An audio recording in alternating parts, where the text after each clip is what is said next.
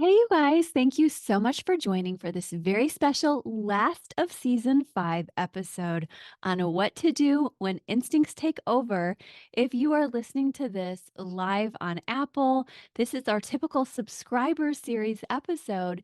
And I wanted everyone to get a taste for that as we end our year together. We also have a special replay episode today of Amy Wicks and I talking through Elf. And more importantly, even though I love Elf, While You Were Sleeping, which has become my favorite Christmas movie this year all of a sudden. So I'm very excited to share this with you.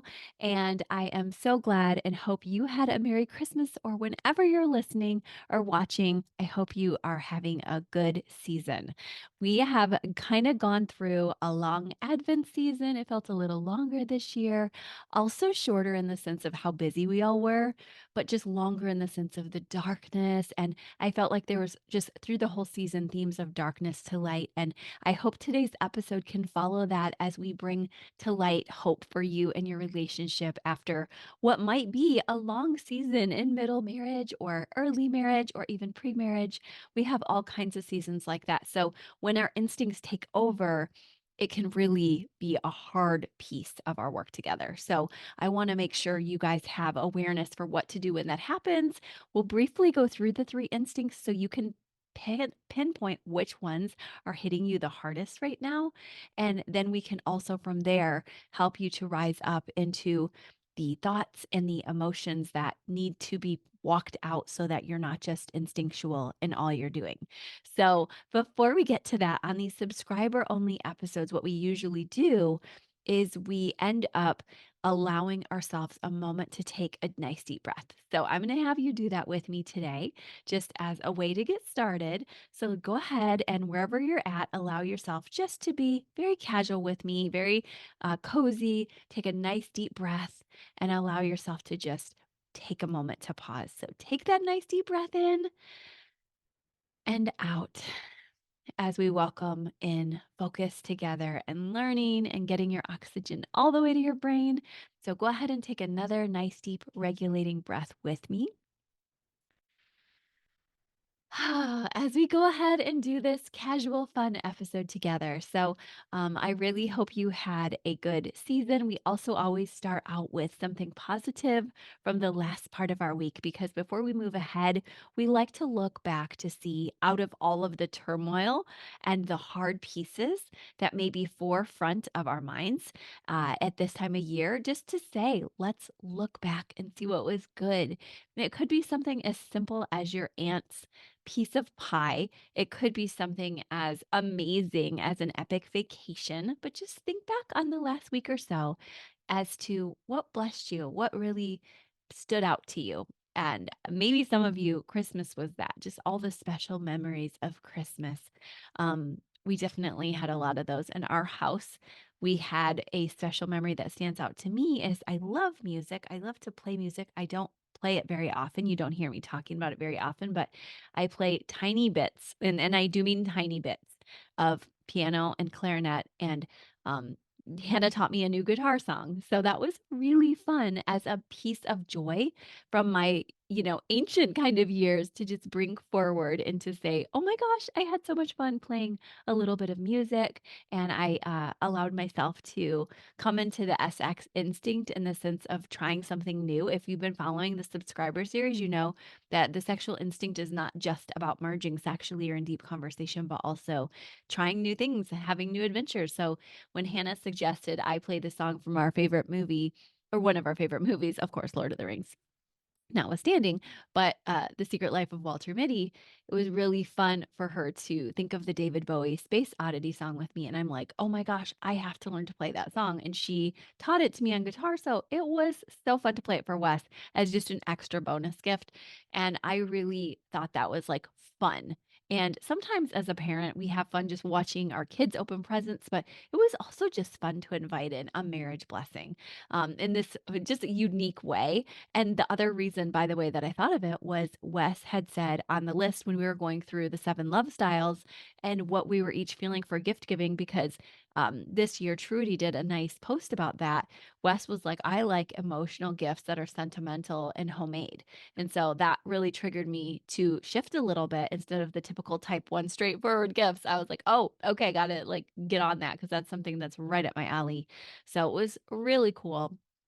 And I hope you had something just in the past week, like I said, something super, super simple. Usually I only share one, but I'm going to share an extra one just because it was super funny. Is we saw my aunt, my dad's sister, and she lives in an assisted care facility, and my cousin's a PT, so she was able to get her out and get some mobility going.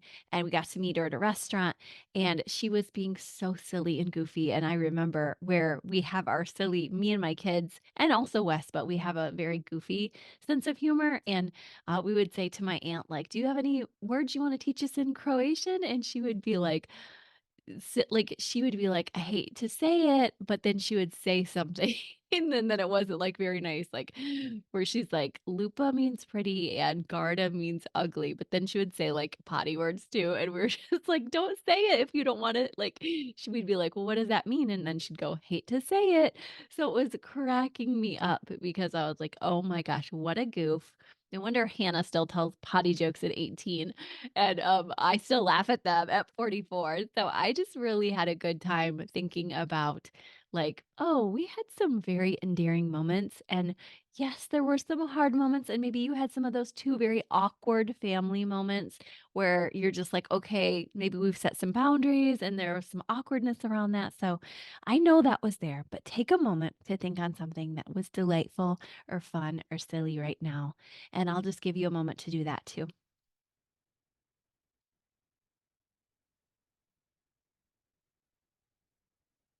Okay, good. I'm so glad. And you can keep thinking about it or pause me if you need more time for that because you are about to move forward and do some good work. So I'm grateful that we're doing this together. So, as I said, today's topic is what to do when your instincts take over. So, as we get into instincts, I'll remind you that the instincts are typically going to be one of three, maybe even all three of them on overload, but the self preserving instinct, the sexual instinct that we talked about earlier, and then the social instinct. And so any of those three instincts can take over in a way that really helps or hurts. And today we'll talk a little bit about both. When they help, it's because you're in a crisis and you need to move fast and you need to get something going. Like, okay, you know what? We just realized we lost our wallets and they have to be found. So we're in self preserving mode right now of trying to find our basic security. That might have happened to some of you over the holiday where you had some sort of a travel emergency or an emergency where health was involved and you had to take care of that immediately. And that's when the instincts can take over in a good way. And we don't really need to troubleshoot that because they're just doing their job, right? And the same with the sexual instinct. Maybe, maybe something happened and you had a really good reason to kind of clear some territory and somebody was on your territory and you're like, "Ooh, no, no, we're not going to let that in." Or maybe you were realizing that you guys weren't having any sexual bond at all and you're like, "Oh my gosh, we're letting this holiday slip away. We need to get that date night going. We need to just really foster romance." And so that would be a great example of bringing the sexual instinct out when it needs to come out. And then socially, again, maybe you could say, we were just holed up. We got into this dark season and we just got depressed and we decided to just take a risk and take some faith and go out and serve our community. That would be beautiful. And I know sometimes families with teens can get that way where you're like running around so much and just taking care of them that you just kind of go into this introvert zone like I do sometimes. And just to be pulled out can be really good for you. So I know my kids and family pull me out, make me more expansive. I also saw my nieces and nephews with actually just my nephews with my sister and her husband and Abby, who's been on this podcast, and they were delivering Meals and Wheels on Christmas Day. So I was super impressed and blessed to see that. And I was also hopeful that they got some rest too. But she was saying that they didn't have enough people to deliver the meals in Detroit. So she and her family, the executives, all did it. So that's how they solved that problem. So it was really loving to do that on their Christmas. And that's a very social instinct sort of good move when people are in their homes and don't have any way to get out and don't have a holiday meal because their regular staff is off. So really, really happy when we can get out there and serve, even though sometimes it costs us. So you can see how all these instincts can take over in meaningful ways that are very important and are necessary to a quality life together. But I also, today's topic is we're talking about marriage and what to do when your instincts take over in an unhealthy way. And like I said, just casual, fun episodes. So we're not getting super heavy handed, but it's important that you understand that as you're thinking about like which instinct am I overusing, that you allow yourself to not just have that fundamental attribution error about yourself where you're like, "Oh, I don't really do anything wrong. It's my spouse who's off." And that's I know that sounds weird for new listeners out there where you're like, "Wait, I don't do that." But like let me just say once again that if you aren't a new listener, you've heard this before, we definitely have that tendency as humans to believe that we are more perfect, that we are healthier than our spouse. And so just try to look at yours too, like not just your spouse's unhealthy instinct here, but what about your own? Which one were you leaning on a little too hard? And in general, I'll remind you that if it's self-pres, you might, in general, be overly worried about any of these 3 areas where you're thinking all about, like, your health and fitness, and you're like, "I can't have any kind of snack." I know that actually somebody said that to me at a holiday party I was at, and I was going for a dessert, of course, I was, and they were like, um, "I don't wanna do this because it's the holidays and I've already had some this week," and it was just an odd situation because I had just arrived to the party and it was like, "Why are you raining on my parade for going to the dessert tray?" Like, this is where everybody's doing, what everybody's doing. And it was kind of like just funny. And I was like, okay, maybe they legitimately should not be having a dessert. I'm certainly not going to make them have one. But like, I'm literally like grabbing this brownie at the same time as I'm like being compassionate, like, oh, okay. And I couldn't help but also feel like, you might be a little in excess here with this by telling me about it. Like, I already had a dessert this week, so I can't have another. And I thought, sometimes the self pres can be a little overactive unless maybe you're a diabetic or, there was another reason. Like, we're not going to go into that person's situation in depth. But what we can say is we could be rigid with it. Another way we could be rigid with it would be to say, oh, I can't take a day off of working out, even though it was the holidays, or even though I've just worked out for the last 7 days, or um I my cousin was sharing with her husband, he's just done, but he won a bodybuilding competition and he was working out 4 times a day. And so it's like that was for a season, but he can't sustain that. And so you can understand that I've done this before. I've talked a lot about it. Many people have done this before where they've had moments where they're like, I've got to be more health conscious or fitness conscious. But when we overdo, we have to notice that, and we can see how it can change our marriage a lot if we're like, I never allow myself a treat. I never allow myself a break from my workout. Another place in the self-pres instinct you can do this is with money, where you're like, I really want to save because I need to. But as we've heard from John Gottman before, sometimes our needs for saving can supersede our actual need. And we can feel like, oh, well, remember, like he shares this great story where he's like, my relatives were in the Holocaust and I had to save money, but it's like, to the level that you were saving it might not be as relevant as you're thinking. So at the same time, you have to watch for that. And then you can also do this in terms of quality time that you're spending where you're like, okay, I know that I want to spend some time on me because I need some self-care. So I'm going to be, managing my time and saying no to everybody. I mentioned that one earlier actually, but resourcing, and also in terms of just your home, where you could be overly attuned to your home. There's this family in Harriet the Spy. I love this old story. It sticks with me always, but this old family is sitting there with these wonderful, I guess you would say, new items in their home. It's like they got a new living room set, a new grandfather clock, whatever it was.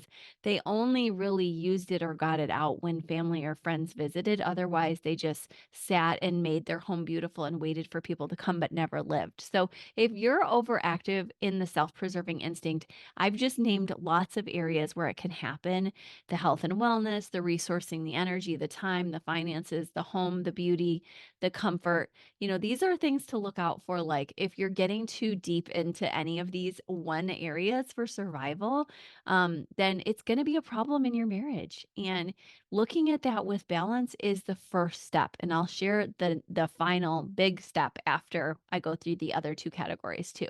But the next group is the sexual instinct. So you want to make sure that you're not overly self-pres, and let's talk about how we want to make sure you're not overly in your sexual instinct. And that would be the zones of where you're auditioning, displaying, and drawing others in, because you don't want to overdo that. Like it's really good, and we've been talking about this on the last few subscriber episodes actually, but like if you don't give up on displaying, that's really good too, because you don't want to like not care. You don't want to be like, "Oh, I already won you. I don't have to try anymore." It's like, "No, I got the part now. I want to keep showing up for you. I want to be attractive to you." But when this becomes everything to you and it becomes an excess, it can take over as a means for survival, just like the self-pres. And you can feel like I have to be attractive to everybody, or I have to be um super, woman or man to my spouse, and I have to be so sexually arousing to them that you overdo this area of life. And that's not healthy, as you know. And that's something that could swing either way when those instincts take over. And so I think that we just all have to know where we land on this. Like, I don't always land on that side. Like today, I'm laughing because I have a Moab, Utah sweatshirt on, and the shirt underneath it doesn't balance it very well, and my hair is not super well brushed, but I'm like, "You know what? This is just in between holidays episode. I can chill, and I don't have to be at the top of this game right now." But when, say, you're going out for an anniversary dinner, or if I'm in a big executive meeting and I'm not just podcasting all the time like I am conversationally here, then maybe it's time to get up and get dressed in a big way and to really work on how can you be that most attractive part of yourself. So just hear me out when I say that you're beloved even when you're not, but don't overdo and don't underdo. Understand that giving up in your attractiveness and seeking a mate is not something I want you to do once you've gotten and secured your mate. I want you to keep loving them, keep loving yourself and knowing you're worth it. But when it goes too far, it's like that person who says, I have to sleep in my makeup. I'll never show anybody. And I'm not saying you have to change that, but maybe just take off the eyeliner, maybe take off the mascara, maybe allow yourself that moment, just a small step to move back a little bit and to feel a little more comfortable just being you. Or if you're underdoing it, to say, you know what, maybe I'll shower today, maybe I'll brush my hair. And I saw somebody following me on Facebook the other day, or it was actually Instagram, and I cracked up out loud because I was like, oh, my people have found me because they were like chronically underbrushed hair. And I was like, oh my gosh, you totally got me. But like, I think that what we have to do is just know where we land on either side. And maybe you're like a creative artist and you don't care about that as much. Or maybe you're like, no, I'm such a creative artist that I do. But notice where it's helping your marriage and notice where it's hurting. And try not to have too much pride in a negative way where you're like, no, it doesn't matter. The same thing goes for your exploration and edge and your sexual instinct, because you also don't want to be that kind of person who's like, I just have to be so edgy. I have to try new things all the time. I can't be content at home. I have to explore at all times. And, I actually don't live in a place like that. And I kind of think that that's how it was meant to work out, because I could err on that side. But also the other side where you never try anything out. Like that would be another way of letting the self-pres instinct take over and not letting your sexual instinct in. So you can hear how this could go really both ways. Also with the merging the sex, I talked about that earlier, but where you're like, oh, I never want to do that with you ever. Like I'm not going to allow myself even for receptivity, or I'm not going to allow intense listening and care. I just don't care.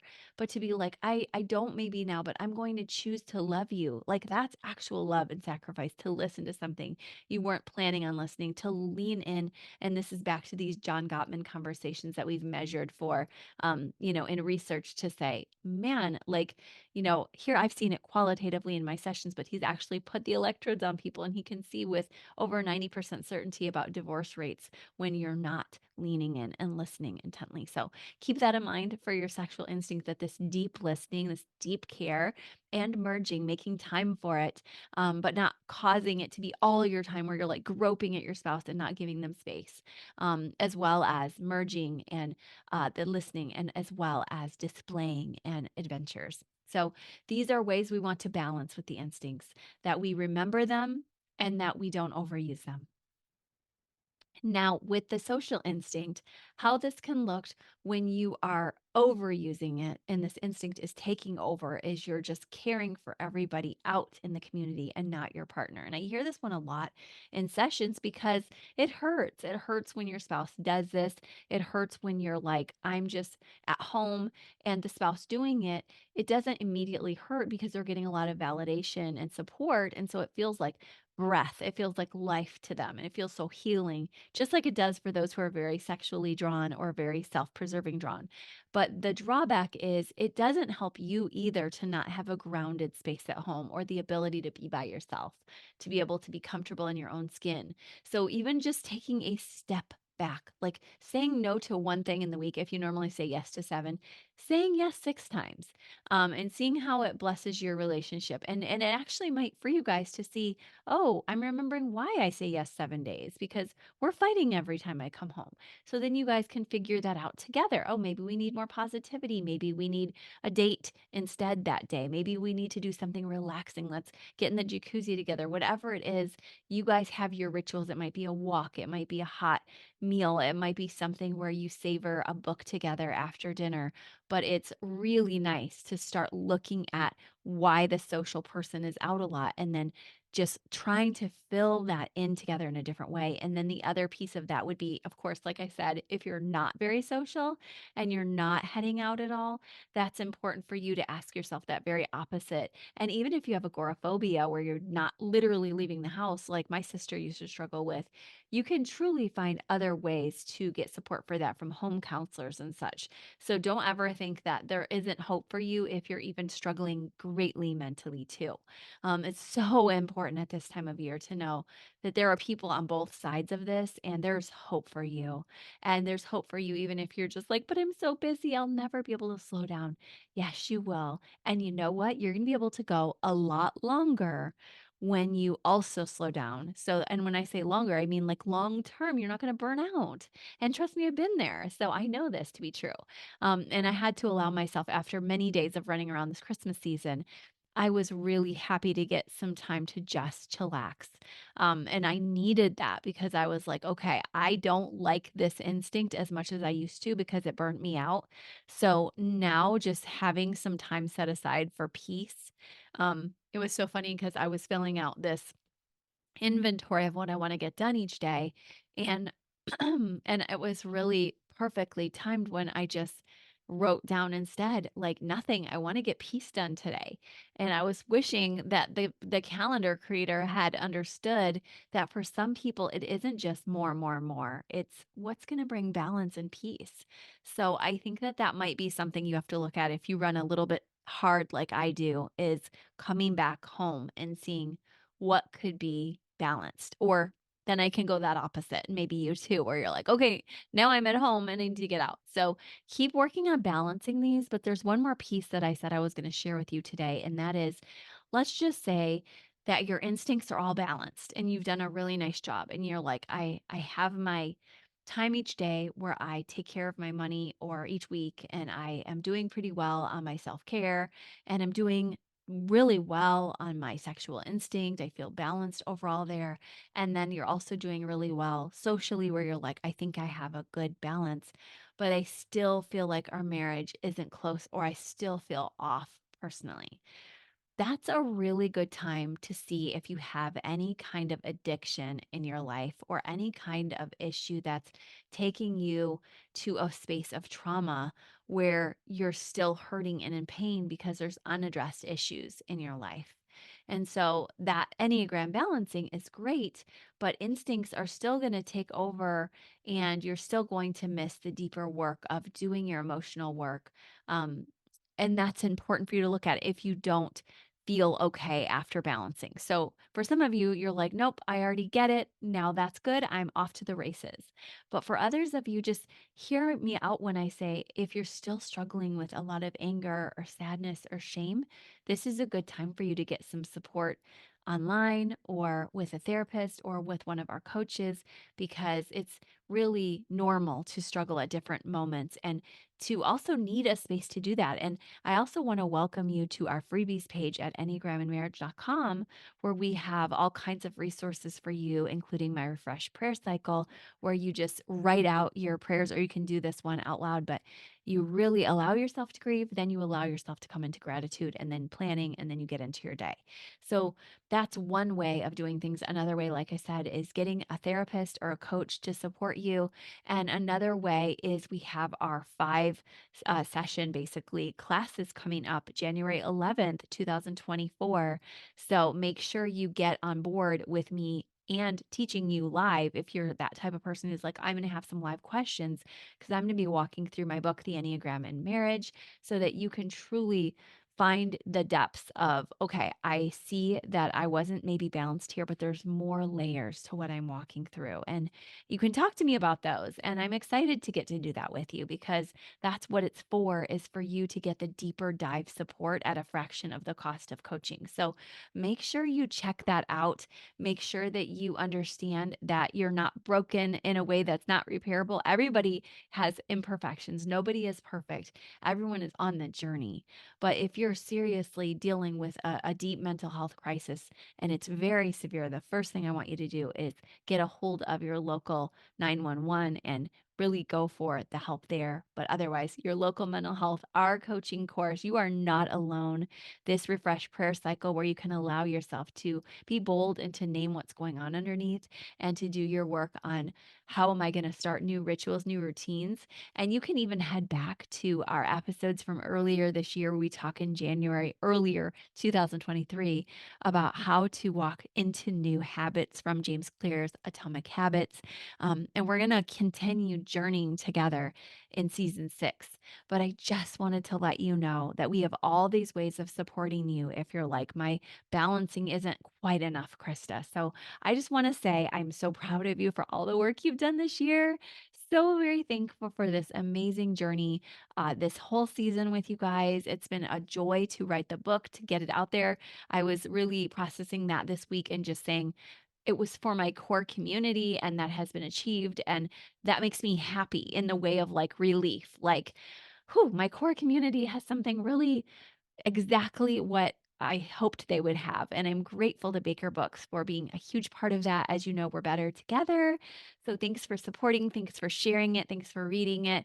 Thanks for just holding it as a piece of your library that you have, that you can go back to if you're looking for your conflict tips, if you're looking for your instinct tips, if you're looking for your tips on how to figure out your vice and your way of walking through painful emotions or thoughts. Like, it's in there. And I also have tips for you to keep going. We're going to keep doing that. I'm keeping on writing. You know, I am there for you. So let's just continue this journey together, and make sure you grab anything and everything you need in the show notes. If you like this subscriber episode, make sure you subscribe to the special Wednesday pods, which are a lot like this, where we get into some practical examples and teachings each Wednesday. So, all right, I'll talk to you later. Bye, guys. Happy New Year.